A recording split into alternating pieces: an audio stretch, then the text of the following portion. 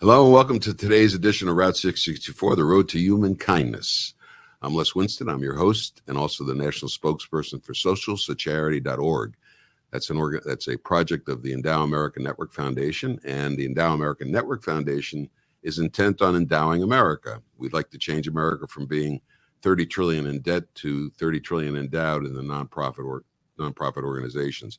If we were able to endow nonprofit organizations in every city, they wouldn't have to worry about raising money, and they could also perform the services that they intend to perform for the city properly and more efficiently. So, for example, if we could endow a hospital in every community, you'd have free medical care to an extent because the hospital would be able to be supported by a nonprofit endowment. And that endowment can only be built by accumulating charitable wealth in the country. There is a tool to do that. Congress gave us that in 1969 when they passed Section 664 of the tax code. And that's why this program is called Route 664. We're trying to get the public to understand those numbers, what they can do, and to turn to them when they have situations where they're appropriate. You know what a 401k is? That's a section of the tax code that everybody's familiar with. It's a way to retire. Maybe most of you know what Section 529 is. That's to help educate your children.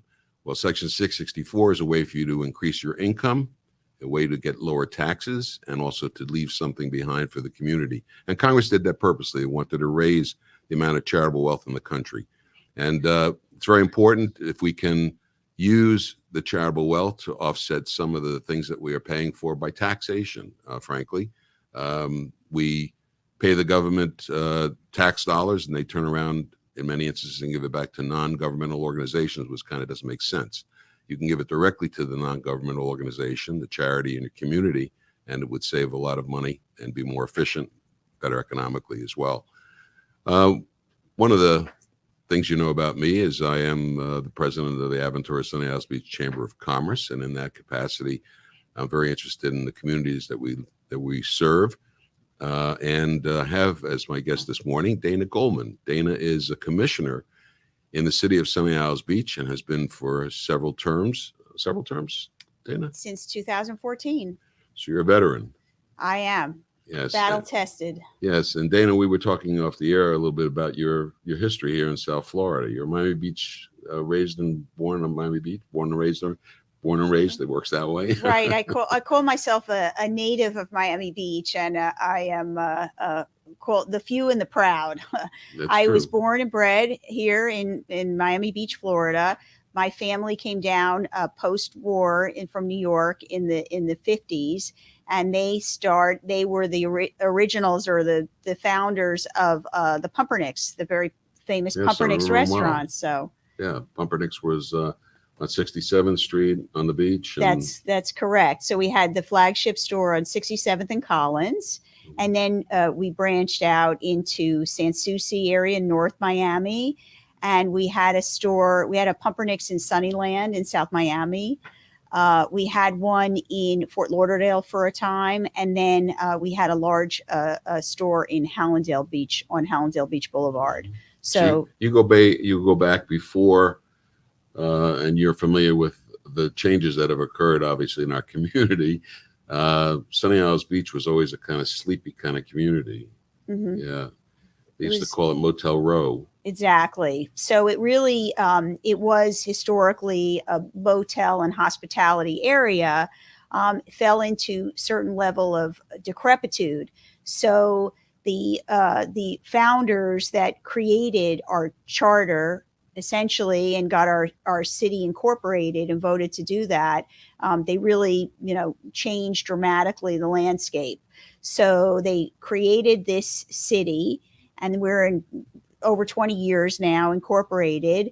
And in addition, they had adopted, in order to, promote or incentivize redevelopment of the whole area, they created a favorable zoning code. And they are, in many respects, a real success story in how you take an older foundation and basically rebuild it into what it is today. It's a very small city, area-wise. About approximately 2 square miles. Yeah. And at Barrier Island. And, our big asset, obviously, is our beach. that were beachfront. We actually, at one point, we had asked the city of Aventura to adopt us as and Really? annex us as Aventura Beach.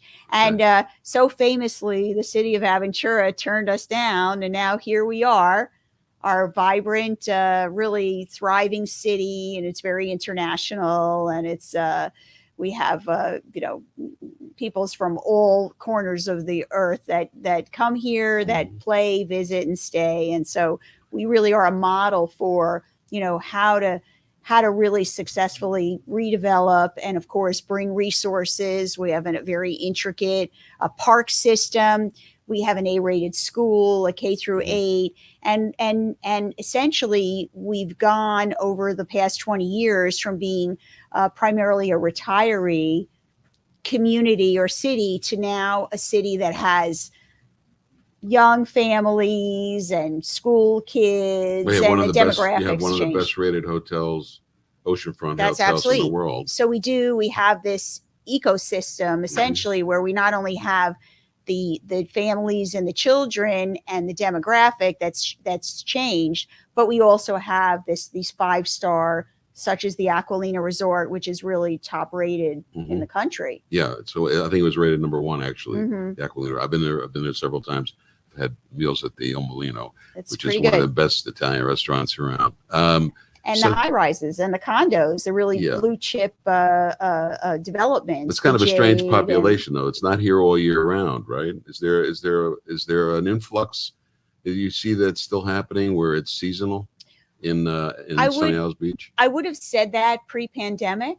Oh, But post-pandemic, what is really an interesting change or a shift is that so many people moved down here to stay during the pandemic, and what you're having is, which is very notable, for the first time, you're seeing all the buildings east of Collins, which are really heavily populated now, and people are staying here all year round. So we used to be somewhat of a snowbird and cyclical, where people would come down from New York, Canada, and so forth for a few months. Now we are an all year round city. And I think that even though the pandemic may not be here forever, but certainly that is a fact. well, it's free here. We've had freedom in the state of Florida, which I don't think is true in other places around the country. We have a lot more freedom as far as the COVID is concerned. So tell me, are there any major issues that you're concerned about in Sunny Isles Beach that that are coming before you, or that will be on the agenda coming up? Good question. One of the major issues that we're facing right now is, how will the west side of our city develop?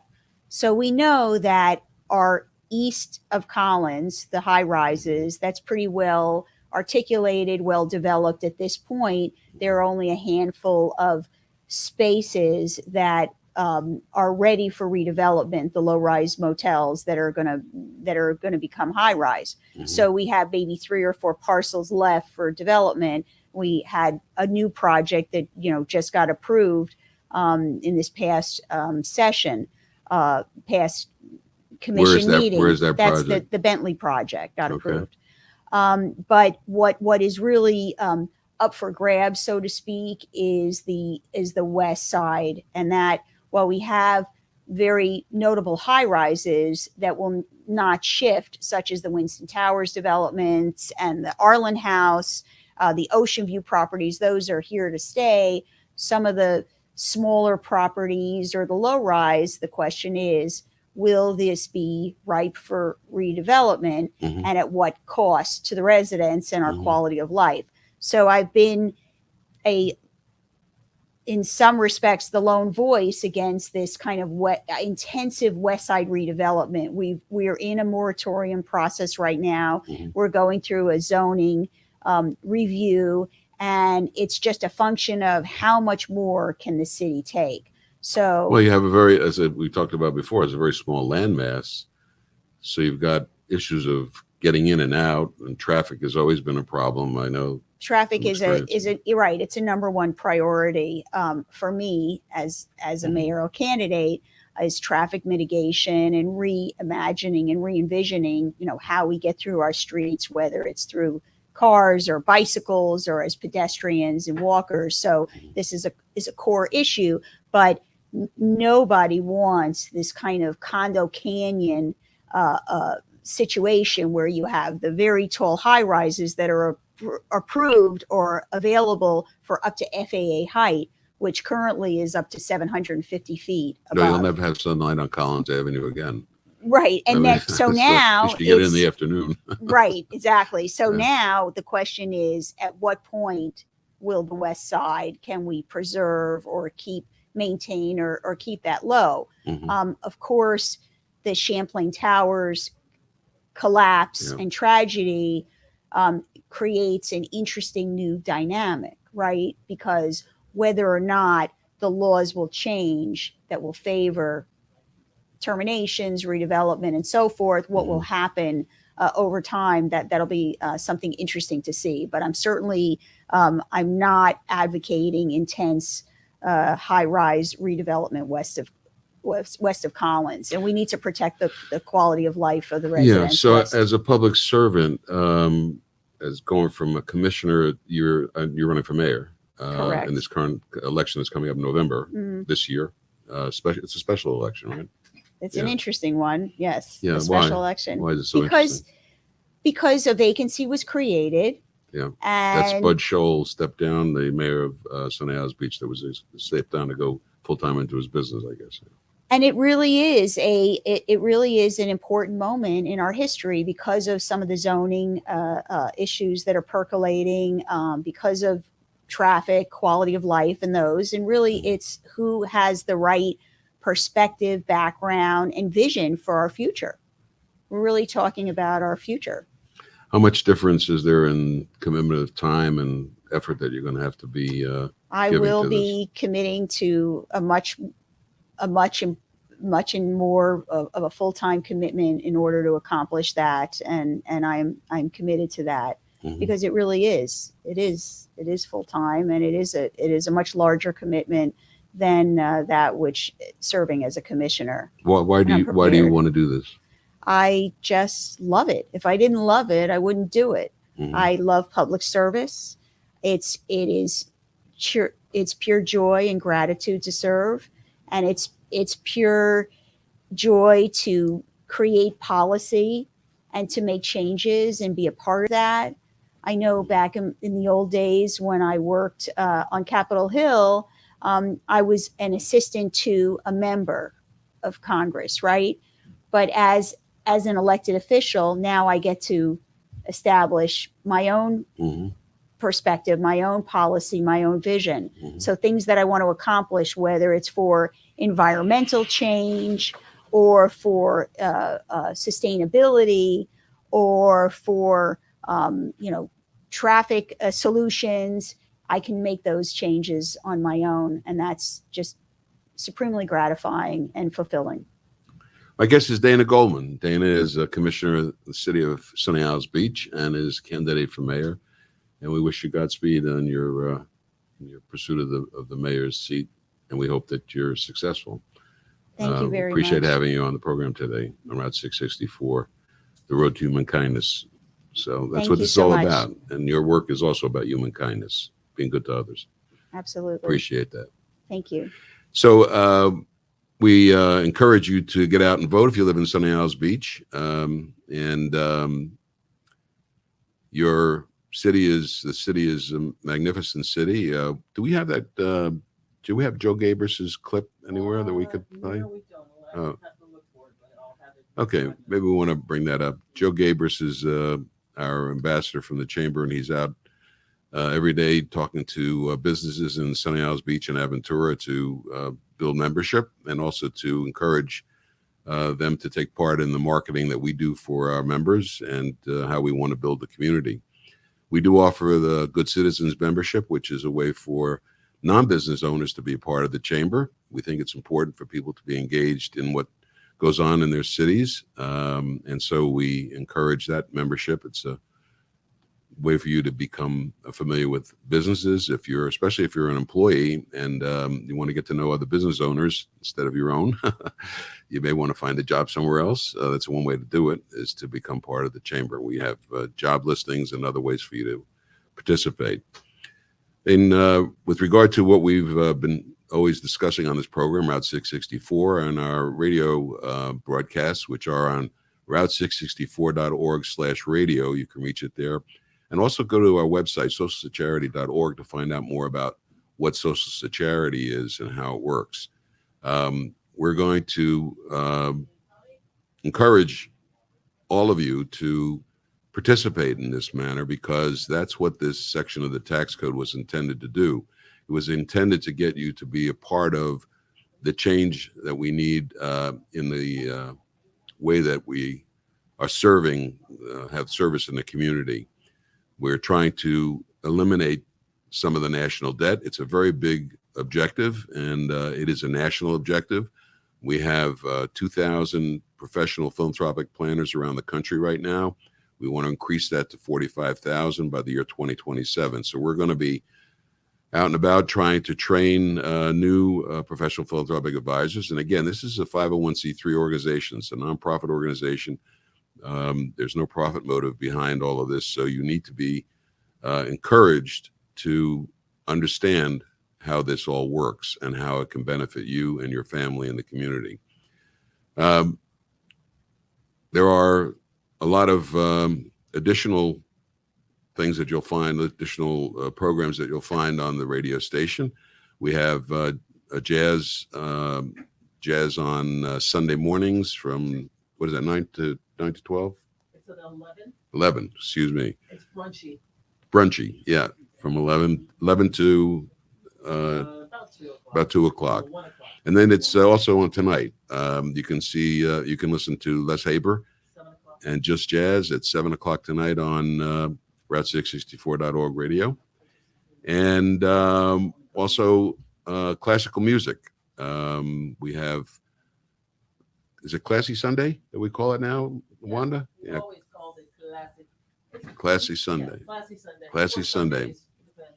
And that's with Mike Paxton, and he's a terrific, well-known individual in the classical musical field, and has been putting on these programs for a while. They're very interesting. They feature a particular composer from time to time. Mike is great. We have also going to be joining us in a few minutes, Osmond Darwish. Osmond is part of our team. He's our writer. How are you, Osmond? So if you want to come up and sit on the dais, Dana will excuse herself. Thank you, Dana. you so much. Yeah, thank you. And don't forget to listen to this and tell people to listen to the replay. I certainly shall. Yeah. Okay, we're going to play the Joe thing. Ready? And away we go. Hi, it's Joe Gabus again, and I'm out here with Miami Nice to Suites. be here. Miami Suites is located on 18315 West Hey, Hudson husband. Highway. How you doing? North Miami Good to see you. Beach, and it's I see you cut it down a little bit. conveniently Had a little across the accident. highway. I was forced to. Okay, you can wear the hat. Open You'd be like from Drudge. 10 a.m. to 8:30 p.m. And they serve you a My variety jazz of hat. Okay, cool. juices, Cool. wheatgrass juice, whatever mix that you want as well. They do serve lunch and dinner. Florida is open and booming, all right? Beautiful thing here over at Miami Suites. It is an outdoor, like tiki environment. It's another reason to come out here and enjoy. You do not have to worry about germs and viruses that are normally contained inside. And by the way, all of the restaurants, all of the hotels here in Aventura, Sunny Isle Beach, they are all trying their best to employ this technology. Now, what we'd like you to do is to join the Aventura Sunny Isle Beach Chamber of Commerce. Please check this out. You're playing a crucial So, role in the opening up of businesses here in Florida. Businesses are not open everywhere in the United States, so they're all coming down here to Florida. And where else are they going to come? The Garden Spot. What is it that Jackie Gleason said? The Miami Beach audience is the best audience in the entire world. And you wonder why? Anybody that comes to Miami Beach, especially Aventura and Sunny Isle Beach, they're happy. They're relaxed. The bars are open, the restaurants are open, everyone is having a wonderful time. So you got to come down too. And if you want to come down and if you own a business, this is the place that you want to be. Check us out. We want you to join. You're playing a critical part in the opening up of the Florida market. Check us out at asibchamber.org. We thank you so much, and we're looking forward to seeing you. Once again, check us out at asibchamber.org. All right then. So my guest in studio is Osman Darwish. Osman, good to see you. Good to see you. Osman is being published now by the community newspapers, and a lot of people need to get to know you a little bit better so they understand why your columns are coming out the way they do. So Yes, sir. your history in South Florida is goes back a while. So tell us a little bit about your family and your history here in South Florida. 33 whole years. 33 whole years. Okay, move into the mic a little bit. Yeah. So yeah, my family is part Cuban American and part Lebanese American. So I have that Latin and Arab Middle Eastern mix. And then at a very young age, I discovered that on my mother's side, I come from a family of crypto Jews. Crypto Jews, which were basically Jews who were unfortunately back in Inquisition times forced into Catholicism, but continued practicing their Jewish traditions in secret for generations. When I found that out, it played a huge role and impact in my life. So I use that as an inspiration for my writing, for my music, and all that. So good. And if people aren't familiar with your writing, some of the, I mean, we kind of give you some food for thought as to what you're going to write about. Some of the things come from the show, but your ideas are coming also the way you're presenting it, the way you start, the way you think about the titling. How do you get to that point where you get you get a creative idea and then you just run with it? Usually I'll listen. I'll look out for keywords and key phrases that are mentioned either on an interview or on or just a normal conversation, and I'll figure out what the spirit of that conversation is. And there's usually a poetic name for that you can just like, and it just you feel it. It's just right, and Okay. Something clever that will also get the audience's attention. Yeah, your titling is. I love the titles that you're using. So folks need to look for your articles in the community newspapers. They're going to be published there, and they're also published online. And you can also find them on our website at socialsecharity.org. Osman has been writing a series for the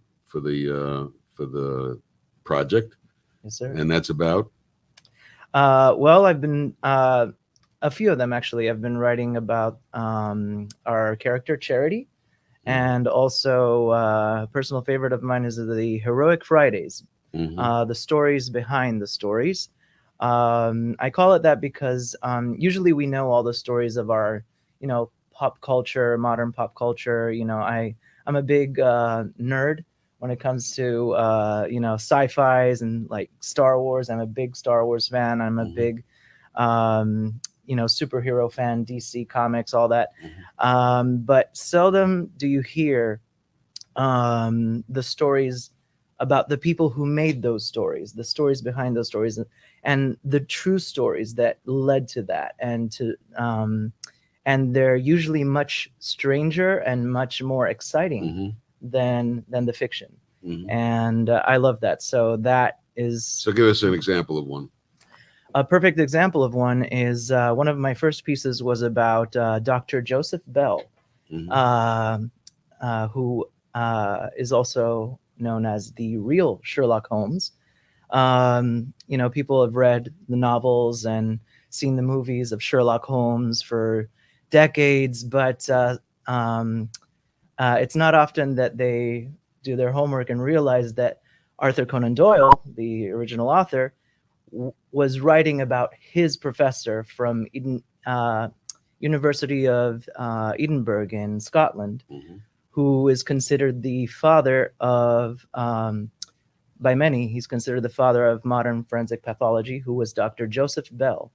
And Scotland Yard would actually call him to solve a lot of cases, including the case of Jack the Ripper, Okay. which was like, so I always found that to be like. So that's what Heroic Friday is, going behind the scenes, finding out more about Yeah. what the origin of what was the stimulus for those, I guess, those stories. Another one is about George Lucas, the man behind Star Wars, and how he actually almost died in a car accident.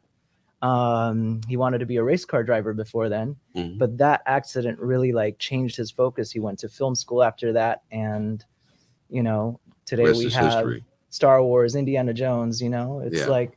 So Heroic Fridays are a feature on our radio program on route664.org/radio. Yes.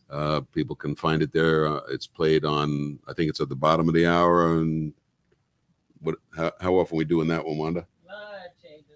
Changes. So check the schedule. Check the schedule. The schedule is published every week on socialcharity.org. You'll find it there. And then Osman, tell us a little bit more about Charity. Charity is a remarkable lady. She is a superhero in her own right.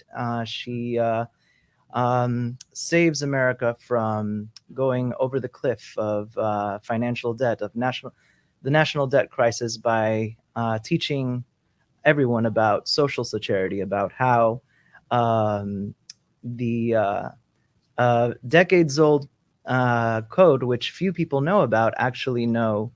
That could solve our problems in modern days and in modern times, and could be actually the future of Social Security and so forth. And Change the world. Change the world. That's right. That's what Charity can do. That's right. She can turn dull places into vivid places, and she adds music and color to the world. Yeah, good stuff. So if you want to hear the legends of Charity, the adventures of Charity, it's serialized on the radio station as well. And from time to time, you'll hear those adventures. And you can also see those adventures on socialcharity.org. We are trying to change things using language, visuals, audio. Communication, we call it here in the old world. Communication. Thank you, Wanda. I've certainly heard that word before. Modern communication. And we want to thank you, Osman, for being part of that. Thank you. We appreciate your work that you're doing, and the writing is great. And folks need to get familiar with the Osman. That's right. Thank you very much. I'm happy to be here. Great. So tune in next week again for another chapter, another episode of Endow America and the Route664.org radio. Route 664, the road to human kindness, is what we're all about. And you can accomplish that by getting in touch with a professional philanthropic advisor who can help you use the social charity devices, the charitable remainder trust, charitable gift annuity, or pooled income fund. We're going to talk a little bit about those on the radio as well. We're going to have kind of a school, kind of a tutoring arrangement where we're going to give you some short excerpts on how to use these or how they've been used in the past, so that you can see how others have taken advantage of social charity and Section 664 of the tax code. Join us again next week. Thanks, Wanda, for the production, and thank you, community newspapers, for the space. And I want to thank Dana Goldman, Commissioner in Sunny Isles Beach, for participating this morning on our program. She's running for mayor in this upcoming election in November. And we want to get to know her. We wanted you to get to know her a little bit better so you can make a good choice. We'll talk to you soon. Take care.